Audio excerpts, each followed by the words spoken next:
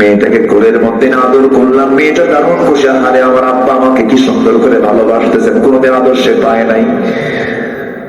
সকালবেলা হয়ে গেল, স্ত্রীকে বললাম, স্ত্রী সুন্দর করে সাজুগুজু করে দাও, আজকে ওকে ওর নানার বাড়িতে নিয়ে যাব। আমার সন্তান আমার গালে চুমা খায়, কপালে চুমা খায়, আদর করে আমাকে, কাঁদবা তুমি আমাকে এত ভালোবাসো, আমার আব্বা তোমাকে পরিচয় করে দেয় নাই, চলো আজকে নানির বাড়ি নিয়ে যাব। এই কথা বলেই সন্তানটা কি কোলে করে নিয়ে ওজন আমি রওনা করলাম।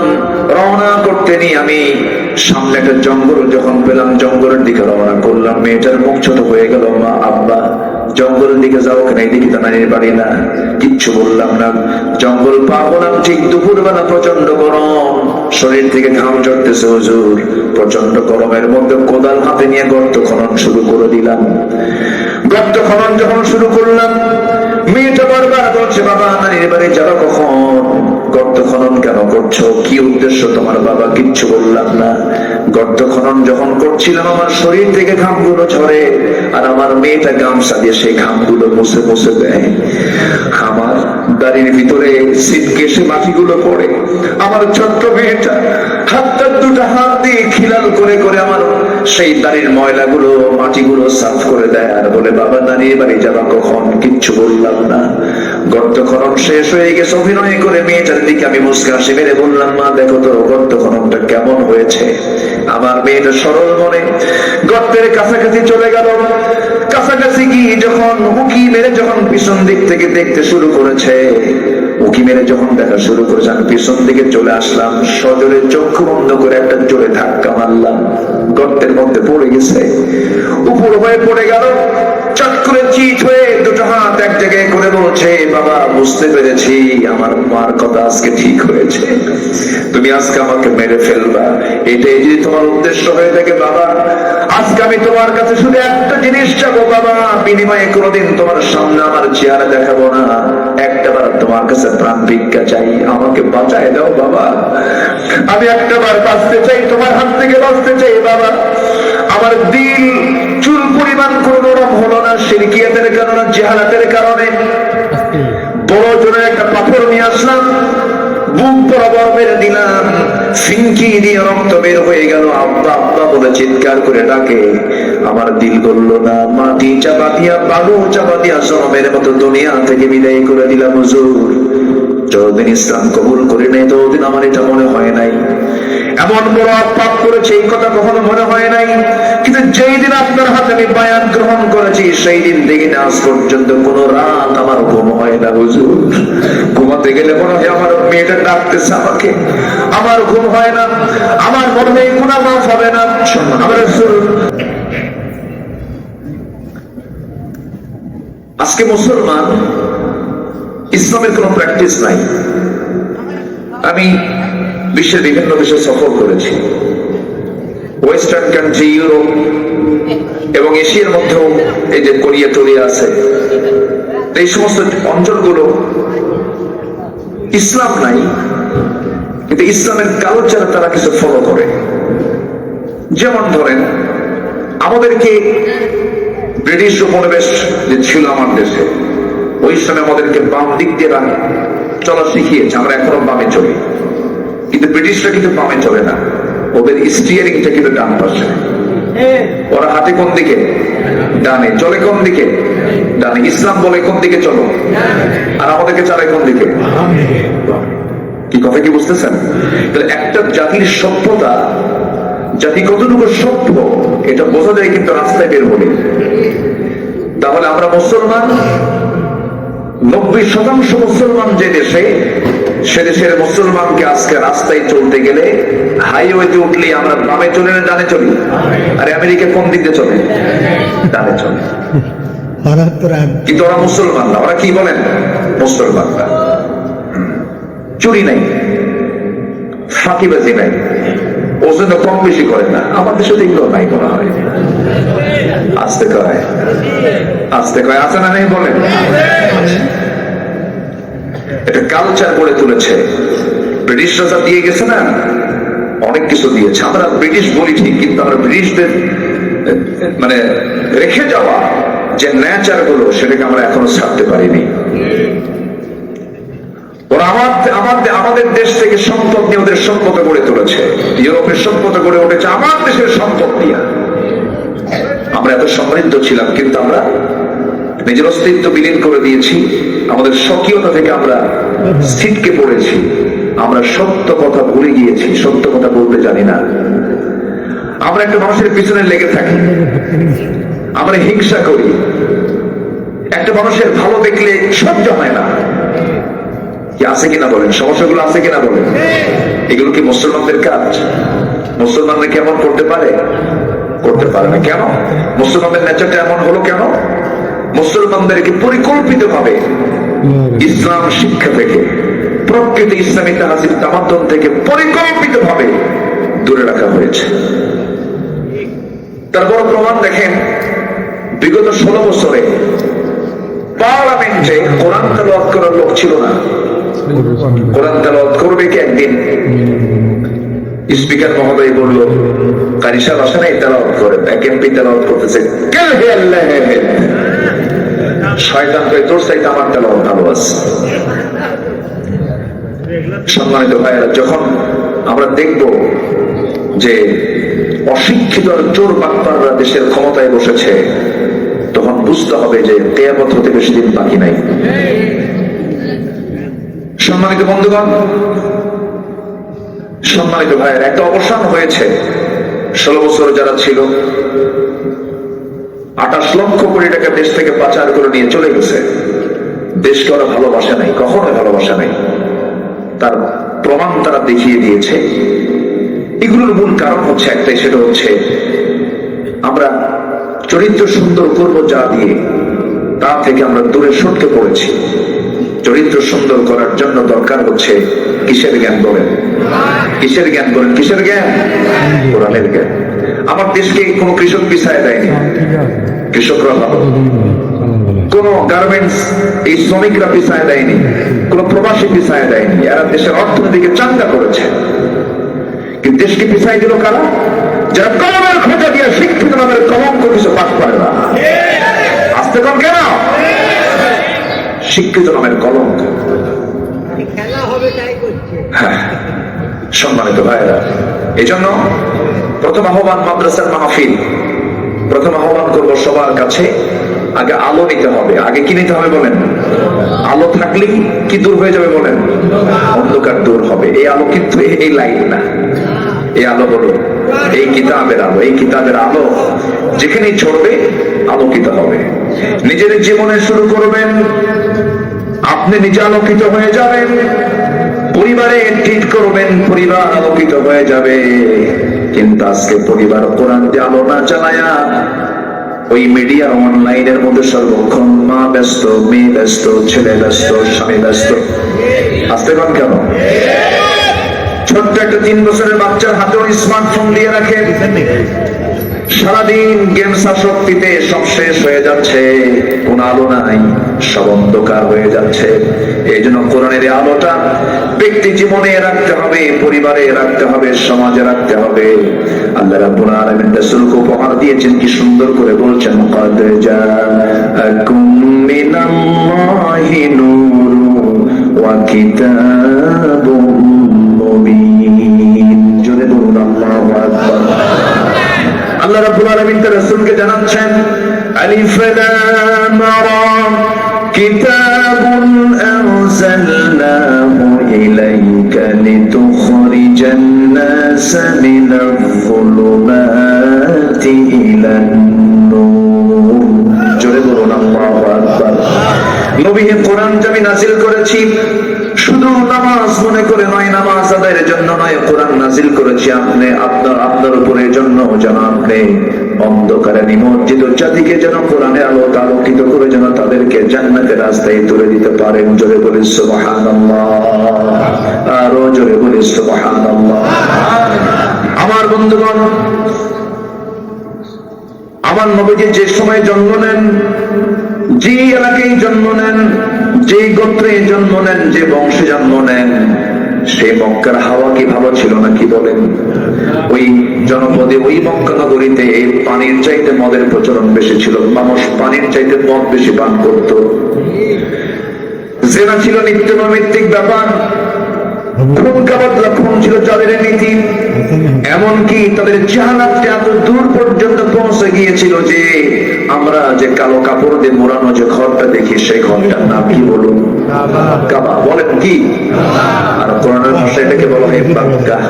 ইন্না আউওয়ালা বাইতি উদিআ লিন-নাসি লাল্লাযী বিবাক্কা। কি? বাক্কা। এই কাবা শরীফ, এই কাবার ভিতরে পর্যন্ত তারা 360টা মূর্তি পর্যন্ত তারা ঢুকিয়ে দিয়েছিল। আজকে হাজিরা ওমরাকারীরা কাবার চতুর্পাশে যেমন তোয়াফ করে, কি করে? তোয়াফ করে। ওই সময় ওই জাহেলি যুগের লোকগুলো তোয়াফ করত উলঙ্গ হয়ে। যেরকম নাউজুবিল্লাহ। ঠিক আছে, আমার সাথে আপনারা আছেন তো নাকি? চেয়ারম্যান সাহেবের তো এক মাহফিল না, বহু জায়গায় যাওয়া লাগে। কষ্ট হচ্ছে নাকি আপনাদের? এই চেয়ারগুলো একটু পিছায় রাখতে, একটু পিছায়। হ্যাঁ, ব্যাস, যেন সবাই ইজিলি দেখতে পারে। আমাকে সময় দিবেন আপনারা? কারো কোনো আপত্তি নাই তো? মা বোন মাহফিল আছে? আসছে মা বোনরা? বলি আলহামদুলিল্লাহ। আল্লাহ এই মা বোনদেরকে কবুল করে, জোরে বলি আমিন। সম্মানিত ভাইয়েরা, একটু কান লাগা।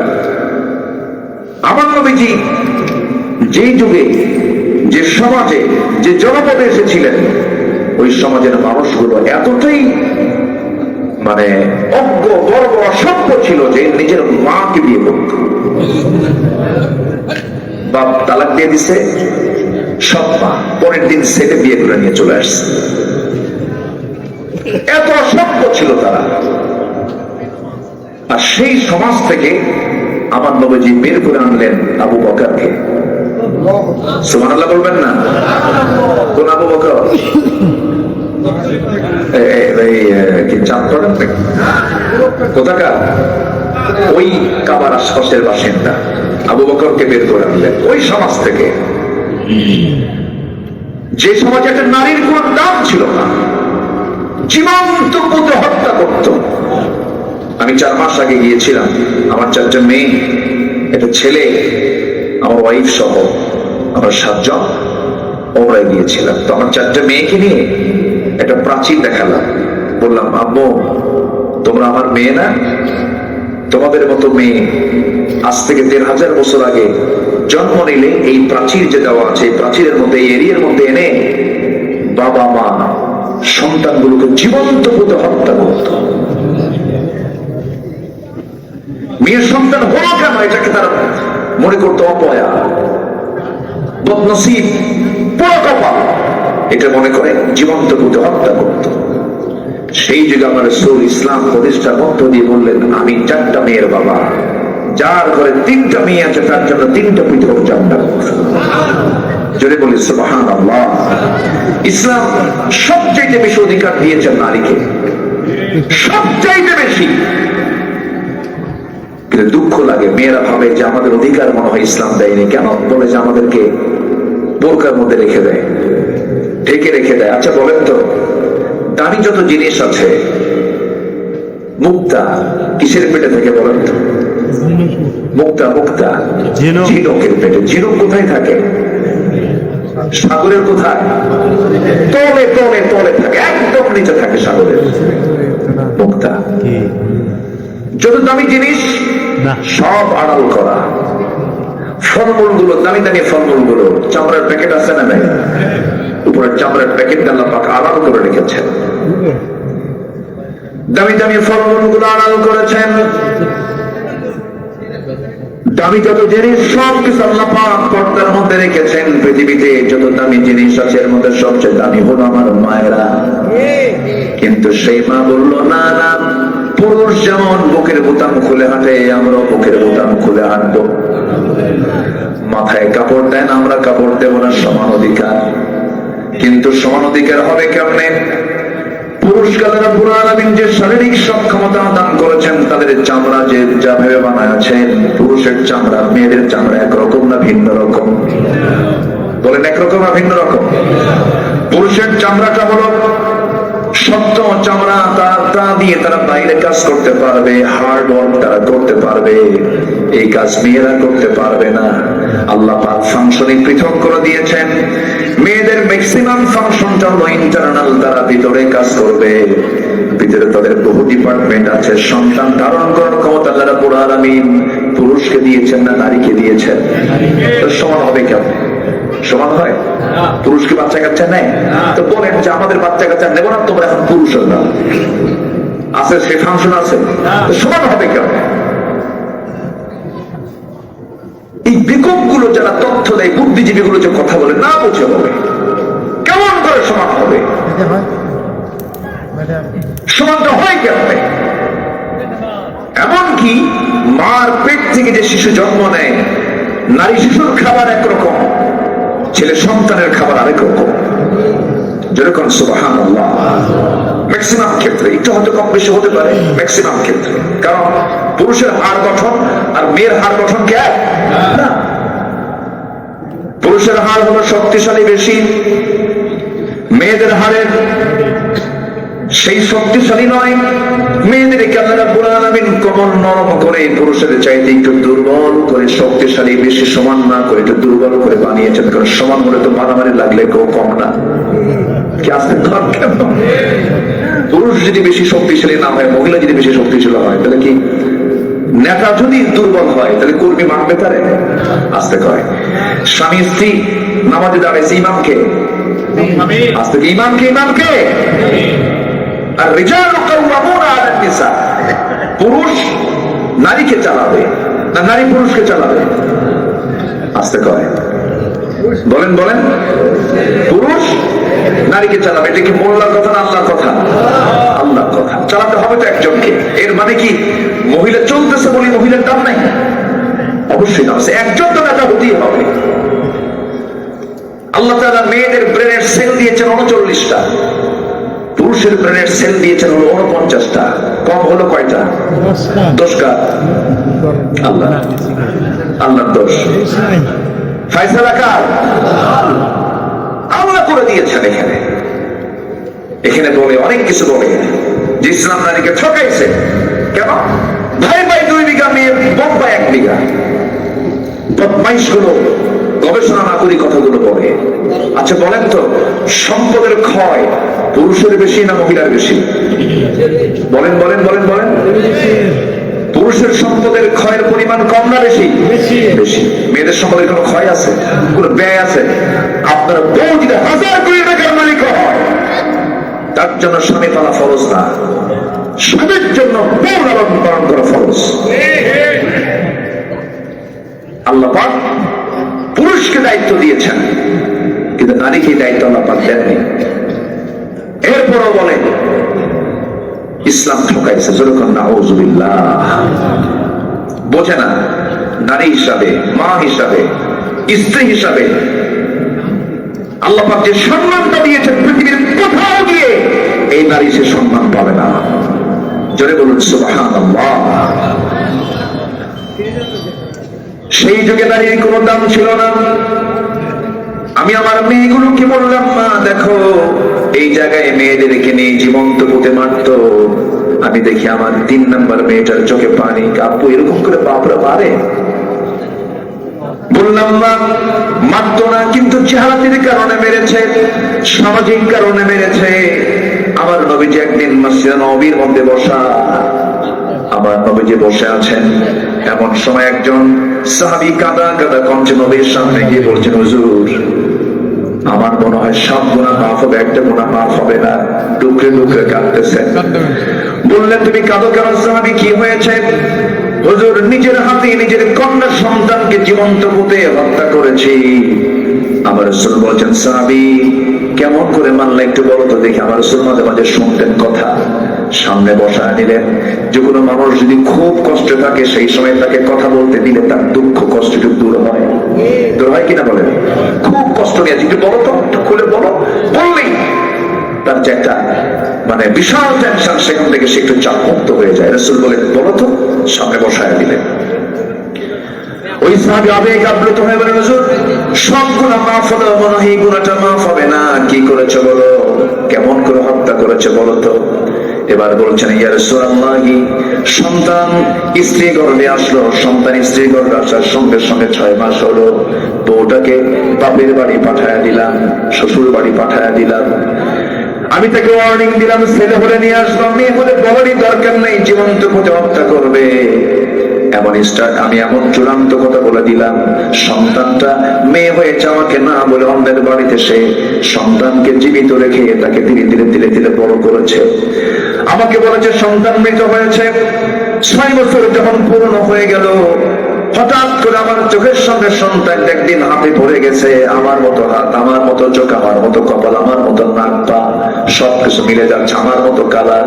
চট করে ধরলাম, ধরে স্ত্রীর সামনে হাজির করে বললাম, স্ত্রী বলো তো সত্যি করে এই সন্তানটা কার?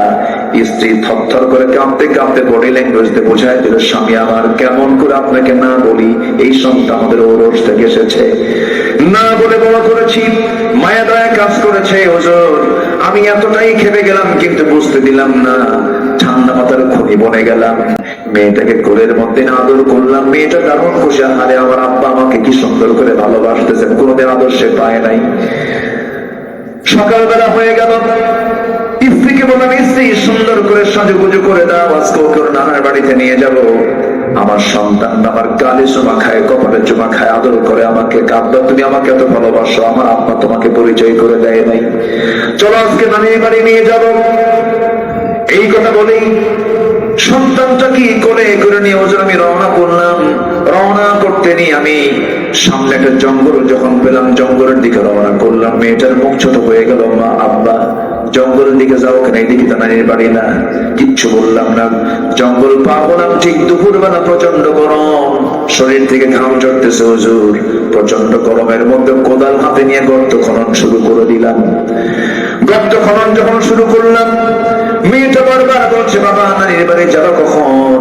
গর্ত খনন কেন করছো, কি উদ্দেশ্য তোমার? বাবা কিচ্ছু বললাম না।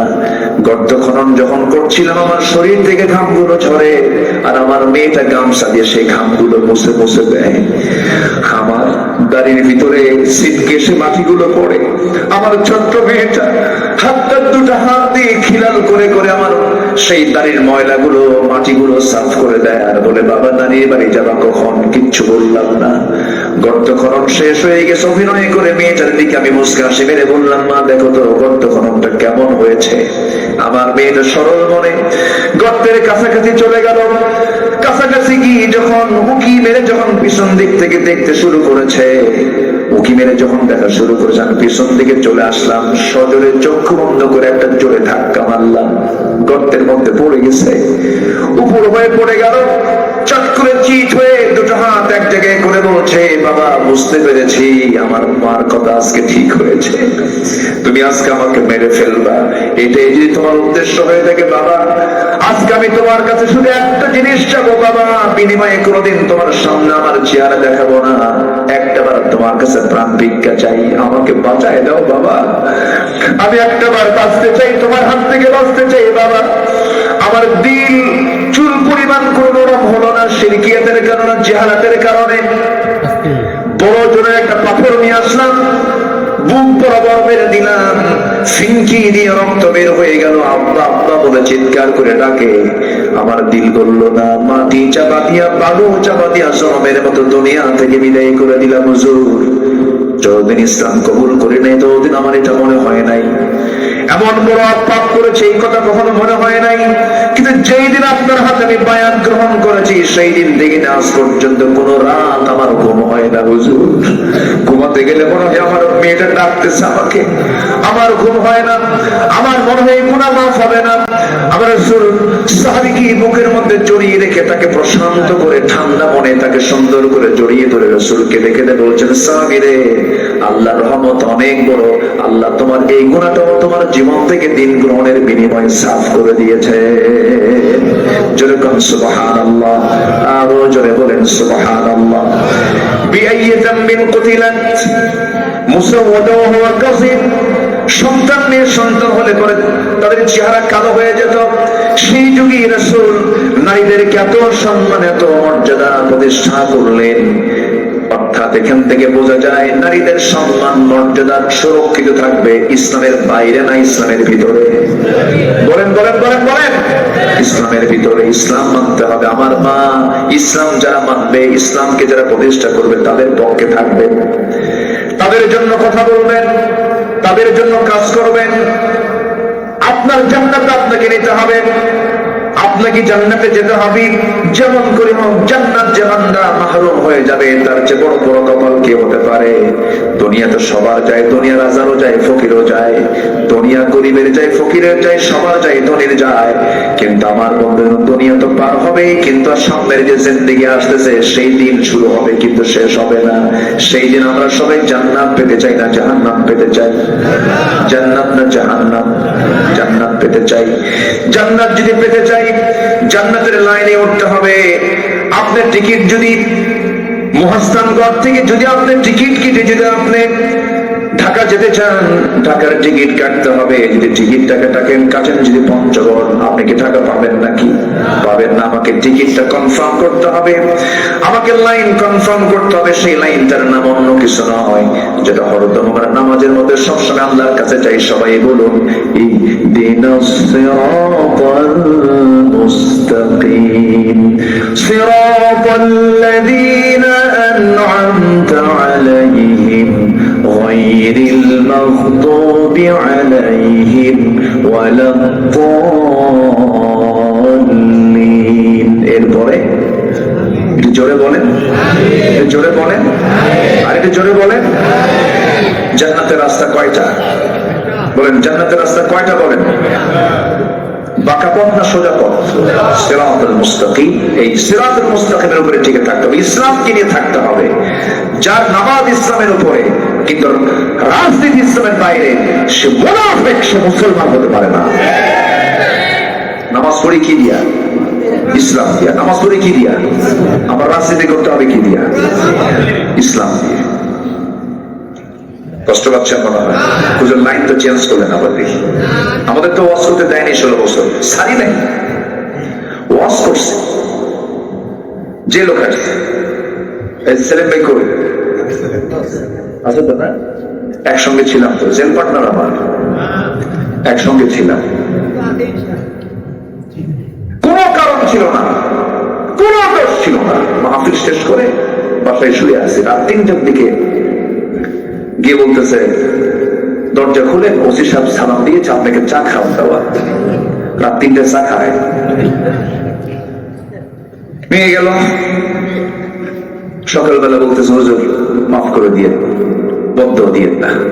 ওসি সাহেব বলতেছে, বলুন বদ্ধ দেবো না মানে?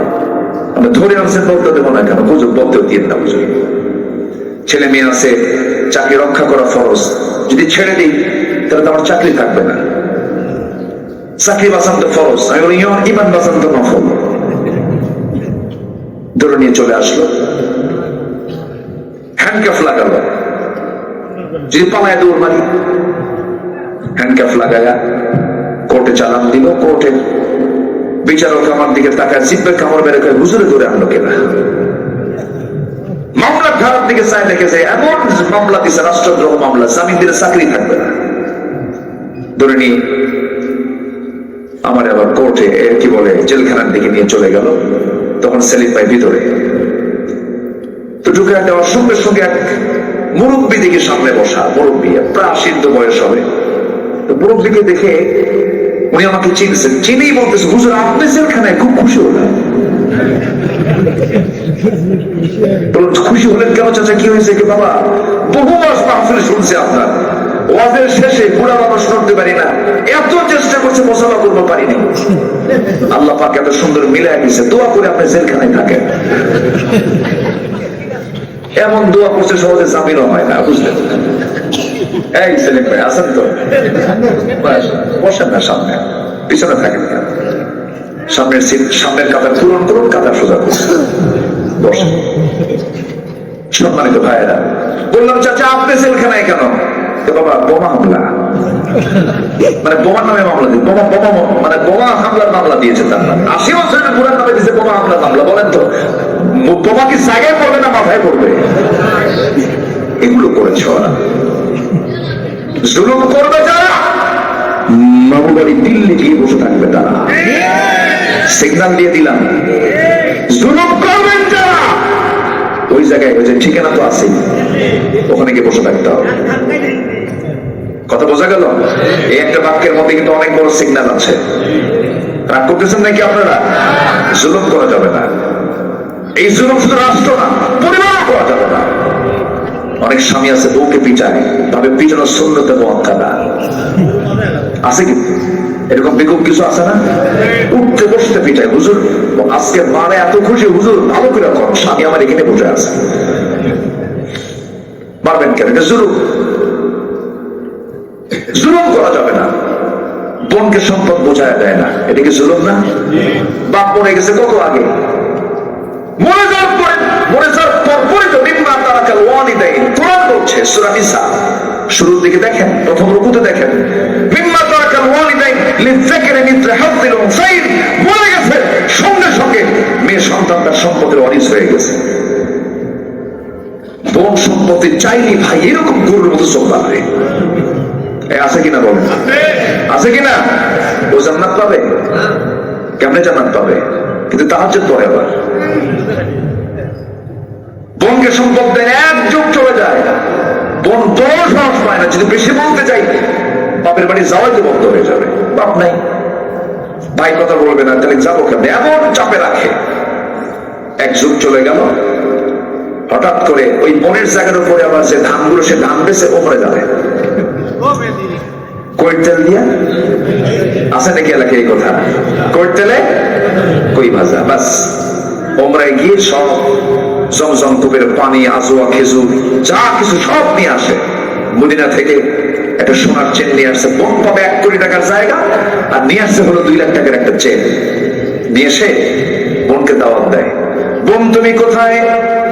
তাড়াতাড়ি আসো, তোমার জন্য মক্কায় দোয়া করেছি, কাবার দরজা ধরে ধরে তোমার জন্য দোয়া করছি, বোন খুব ভালোবাসি তোমাকে। এরপরে সুন্দর করে বলে, বোন বসো, এই যা জোয়া খেজুর খাও, অসুখ সারবে, জমজম পানি আনছি, তোমার নিয়ত পূরণ হবে। বোন তুমি একটু মাথাটা নিচু করো, তোমার জন্য সোনার চেন আনছি, সোনার মদিনা থেকে সোনার একটা চেন গলায় লাগায় দিয়া। বোন তো মহা খুশি, মেয়েরা একটু প্রশংসা পাইলেই খুশি। পাশে বসায় দিয়ে বোনকে এবার সুন্দর করে ওয়াজ করতেছে, বোন একটা কথা বলবো, রাগ করবা না, তোকে না বলো। কি বলবা? অংশ নিলে কিন্তু ধ্বংস হয়। কত বড় বদমাইশ! অংশ নিলে কি ধ্বংস হয়? সব শেষ হয়ে গেল। যতক্ষণ সময় এই যে নিয়ত করে যে গেছে, ওর নিয়ত ঠিক আছে কত? কিছু কিছু লোক আছে প্রত্যেক বছরই ওমরায় হজে যায়, আছে না? আছে কিনা বলেন? 20 বার হজ করছে। কয়বার? 20 বার। কয়বার? আমি 20 বার হজ করছি। রাসূল করছেন একবার। রাসূল করছেন কয়বার? একবার। রাসূলের জীবনে হজ কয়বার? একবার। আর 20 বার হজ করেও সুদ খাওয়া যাবে না। আছে না নাই? সুদ আছে এলাকায়? আজ থেকে সুদ আছে এলাকায়? সুদ নাই? সুদ কি শুধু এখানকার সমস্যা না, গোটা দেশের সমস্যা? কি বলে, পাতিলের ভাত হয়েছে কিনা, গোটাল পাতিলের ভাত দেখা লাগে না, এক ভাত দেখলে হয়। এই সমস্যা তো শুধু এলাকার না, গোটা দেশেরই সমস্যা। এটা ওয়াজ করে বন্ধ হবে না, আইন করে যাকাত প্রতিষ্ঠা করে সুদ বন্ধ করতে হবে। তাছাড়া এগুলো বন্ধ হবে না। মদের দোকান তো বগুড়ায় নাই, হ্যাঁ আছে, মদের দোকান আছে, মাহফিল করে বন্ধ হবে? বগুড়ায় কি 5 স্টার হোটেল টোটাল আছে? আছে নাকি বলেন? আছে, হোটেল আছে যেখানে মদের বার, সেখানে। তাহলে আপনি ওয়াজ করে তো এগুলো বন্ধ করতে পারবেন না। বিগত 54 বছর যারা ক্ষমতায় ছিলেন, তারা অন্তত কোনো কিছু পাস না করলেও বরকতের মদের আইন, সুদের আইন, জেনারেল লাইসেন্স 54 বছরে পাস হয়েছে। যেরকম নাউজুবিল্লাহ, আর যেরকম নাউজুবিল্লাহ। এখন বলেন, যারা এগুলো পাস করেছে 54 বছর, তারা কি কখনো ভাবতে পারেন তারা কখনো নামাজের আইন পাস করবে? তাদের দ্বারা কি নামাজের আইন পাস করা সম্ভব? নামাজের আইন পাস করবে ইসলামী দল না অনিসলামী দল? বলেন, অনিসলামী দল না ইসলামী দল? মনে হয় খুবই রাগ করতেছেন আপনারা, বুঝুন আপনার লাইন তো ভিন্ন করে, লাইন ভিন্ন না, লাইন এটাই সঠিক। আমাদেরকে কথা বলতে দিবেন না কেন? আমাদেরকে মানুষ ভাবে কি জানেন, হুজুররা আকাশ নিয়ে কথা বলবে আর কবর নিয়ে কথা বলবে। তুমি আমরা মদের দোকান থেকে হুজুরের দোয়া করে দিয়ে চলে আসবে, মানে মদ খাবে ওরা, দোয়া করবো আমরা। ওরা এরকম দেখতে চায়, হুজুরদেরকে দেখতে চাই যে দুনিয়ার কোনো কারবারে হুজুরদেরকে রাখা যাবে না, হুজুরদের ভিন্ন ভাবে দেখতে চায়। এই ছোট্ট এরকম একটা ছেলে বহুদিন আগে, বছর দশেক আগে, এরকম 9-10 বছরের একটা ছেলে আমার দিকে তাকায় আছে, এক মাহফিলে গেছি, কিন্তু চেহারা খুব বিমর্ষ, মানে তার মুখে কোনো হাসি নাই, আমার দিকে তার বিরক্তির একটা ভাব। তো বললাম, আব্বু তুমি আমার দিকে এরকম করে চেয়ে আসো কেন? বলছে, হুজুর আমি ভাবছিলাম হুজুররা ভালো, কিন্তু হুজুররা তো ভালো না কেন? হুজুররা বিয়ে করে আবার বাচ্চা হয়। কি কথা কি বুঝতেছেন? মানে হুজুরদেরকে মানুষ এরকম ভাবে এটা দেখতে চায়, কিন্তু আমাদের হুজুর যিনি, তিনি কি এইরকম হুজুর ছিলেন? আচ্ছা, আমাদের হুজুর কি এরকম হুজুর ছিলেন? আমার হুজুর কি বিয়ে করেন নাই? আস্তে বিয়ে করেন নাই? এক না একাধিক? এক না একাধিক? সহজটা না কঠিনটা? বলেন সহজ না কঠিনটা? একটা বিয়ে করা সহজ, দুটো বিয়ে করা কি আস্তে করে সহজ না কঠিন? শুধু কঠিন না বিশাল কঠিন? বিশাল কঠিন। বইয়ের সামনে আপনি হুরের গল্প করলে তবু হিংসা করে। জানো জান্নাতে আল্লাহ পাক একটা পুরুষকে এতগুলো হুর দেবে, মন খারাপ। প্রশ্ন আসে স্টেজে, হুজুর এমন কি কোন আমল আছে যে জান্নাতে আমার স্বামীকে আল্লাহ পাক হুর দেবেন না? কোন আমল করলে আমার স্বামী হুর পাবেন? একটু আমলগুলো শিখায় দেন। এই কথা কি বুঝতেছেন আপনারা? জান্নাতে হুর দেবে না, তার জন্য আমল শিখতে চাই, বুঝলেন? কোন আমল করলে পর আমার স্বামীকে জান্নাতে হুর দেবে না, এমন আমল শিখায় দেন। দেখছেন, এই হচ্ছে অবস্থা। আল্লাহ পাক মেয়েদের কেমন তবিয়ত করে বানিয়েছে, সেই কঠিন একটা সুন্নাহ আমার রাসূল পালন করেছেন। তাও ইহুদি মেয়েকে বিয়ে করেছেন রাসূল, ইহুদি কন্যা। তার কি কন্ট্রোলিং পাওয়ার ছিল। তিনি স্বামী ছিলেন, বিচারপতি ছিলেন, ইমাম ছিলেন, সেনাপতি ছিলেন, রাষ্ট্রনায়ক ছিলেন, আবার তিনি ঘরের মধ্যে ঢুকলে পরে তিনি সন্তানদের বাবা হয়ে যেতেন। ছোট্ট ছোট্ট নাতি, ছোট্ট ছোট্ট বাচ্চাদের তিনি নানা হয়ে যেতেন, নাতিদের নানা হয়ে যেতেন। এমন কোন দিক নেই যা তার মধ্যে ছিল না। অতএব রাসূলকে আমরা শুধু নামাজে মানবো, রাষ্ট্রে মানবো না। ওই লোকটার পরিচয় হলো সে ভণ্ড এবং প্রতারক, ভণ্ড এবং প্রতারক। এই জন্য রাসূলকে মানবো আমরা এক জায়গায় না সব জায়গায়, এক জায়গায় না সব জায়গায়, সব জায়গায় মানবো আমরা। আসুন আমরা একটু মূল লাইনের দিকে চলে আসি। মূল বিষয়, যে বিষয়টা আমি কথা বলতে চাচ্ছিলাম, জান্নাত আমার আপনার জন্য আল্লাহ রাব্বুল আলামিন প্রস্তুত করে রেখেছেন। জান্নাতের টার্গেট যদি আমাদের থাকে, জান্নাত পাবো না কেন? কারণ জান্নাত তো আমাকে আল্লাহ পাক দিবেন। সবাই কি জান্নাত নিতে রাজি আছেন? সবাই কি জান্নাত নিতে রাজি আছেন? ওই দুটো লোক উঠলো কেন? ওই যে দুটো লোক, কি সমস্যা কি? বসেন, আমার বের হয়। বসেন বসেন বসেন, বসে পড়েন। বলি আলহামদুলিল্লাহ। ধমক টমক দিলাম, আবার রাগটাগ করে কিনা বুঝলাম না। একটু বসেন। একজন উঠলে তাকে দেখে আরেকজন ওঠার চিন্তা করে, প্ল্যান করে। একটু বসেন, আমি খুব বেশি সময় নেব না। আমি আপনার বিরক্তি আসার আগেই, আপনার জন্য কষ্ট না হয়, হয়তো বিরক্তি না, কষ্ট না হয়। আজকে বিগত সময়ের জন্য আজকে ঠান্ডা কম না বেশি? বাইরে যান, বাইরে বেশি বেশি, বাইরে কুয়াশা বেশি, টের পাচ্ছে না কিছু? এখানে তো আমরা ভিতরে বসে আছি, এত সুন্দর মানুষ আপনারা। আমি এখানে এসেছিলাম প্রথম কোন সালে সেলিম ভাই? না না, আসতে 2 বছর আগে। প্রথম আসা তো অনেক আগে। আমার চাঁদপাড়া আমার পুরাতন নাম না, আব্দুর রশিদ চেয়ারম্যান। নাম শুনছেন তো ওনাকে? চেনেন না ওনাকে? চেনেন না? আল্লাহ তুমি আমার চাচার খবরটাকে জান্নাতের নূর দেবো না করে দাও। খুব হাসি খুশি মানুষ ছিলেন, পান খেতেন খুব, খালি চুন লাগাতেন আর পান খেতেন। আল্লাহ তুমি তাকে জান্নাতের আলা মাকাম তুমি আমরা দান করো। জোরে বলি আল্লাহুম্মা আমিন।